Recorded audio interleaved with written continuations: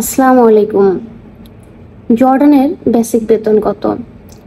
যারা কিনা নতুন এবং কি জর্ডানে আসতে চাচ্ছেন তাদের জন্য এই ভিডিওটি অনেক বেশি উপকারী। কারণ হচ্ছে, যখন আপনারা নতুন আসবেন, যদি জেনে শুনে বুঝে না আসেন, আসার পরে কিন্তু অনেক ধরনের প্রবলেম ফেস করতে পারেন। সেই কারণেই আমি জর্ডানে আছি দেখি জর্ডান নিয়ে ভিডিও তৈরি করি, এবং যতদিন জর্ডানে থাকবো চেষ্টা করবো এরকম ভিডিও তৈরি করার জন্য। সেটা হচ্ছে, হয়তো ভিডিওটি বড় হতে পারে কিন্তু অনেক ইনফরমেটিভ হবে, মানে অনেক উপকারী একটা ভিডিও হবে।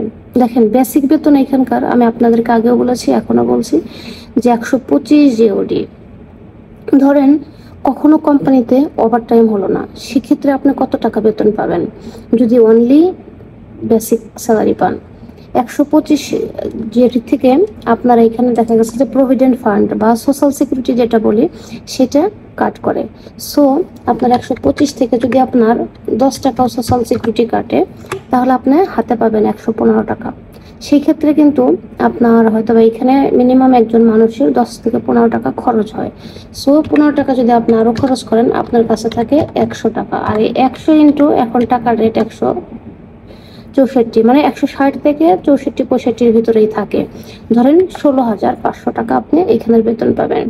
সেক্ষেত্রে যারা জর্ডান আসতে চান, যে অনেক টাকা লোন করছেন বা ধার করে, আপনি যদি কখনো কোম্পানিতে ওভারটাইম না হয়, কোম্পানি যদি সমস্যা হয়, দেখেন করোনার সময় কিন্তু এখানে ডিউটি হয় নাই, সব গার্মেন্টস বন্ধ ছিল, কিন্তু ডিউটি না হলে কিন্তু আপনি বেতন পান না বা পাবেন না, এটাই স্বাভাবিক। তারপরেও আমি যে কোম্পানিতে জব করি সেই কোম্পানি থেকে আমাদের স্যালারিটা দিয়েছে।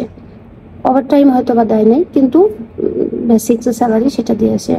আর মানে যারা স্টাফ আছে বাংলাদেশি, হয়তো বা অনেকেরই ওভারটাইমে নাই, যারা অফিসে কাজ করে, যেমন ধরেন অফিস অ্যাসিস্ট্যান্ট বা HR এক্সিকিউটিভ, হয়তো বা ওয়েলফেয়ার অফিসার, এরকম যারা আছে তাদের বেতন ফিক্সড।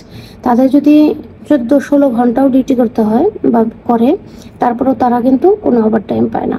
এই কারণে আপনারা যদি লোন করে জর্ডানে আসতে চান বা টাকা ধার দেনা করে অনেক আপুরা যদি এরকম আসতে চান, আমি তাদেরকে বলবো যে এই জিনিসগুলো একটু মাথায় রাখবেন।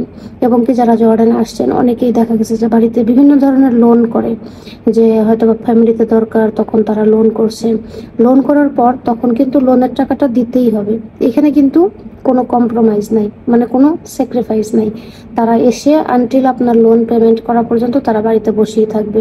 হয়তো বা আপনাকে অনেক হেনস্থা হতে হবে যদি টাকাটা ঠিক মতো পরিশোধ করতে না পারেন। এই কারণে আপনি একটু ভাববেন যে আমার মানে এখানে আসার সুবিধা অসুবিধাগুলো। যেখানে আসলেন হয়তো বা যখন ওভারটাইম হয়, যখন মনে করেন যে রাত 8টা পর্যন্ত ডিউটি হয়, অনেক মেয়েরা 50,000 টাকা পর্যন্ত বেতন পেয়েছে, মানে ওভারটাইম সহ।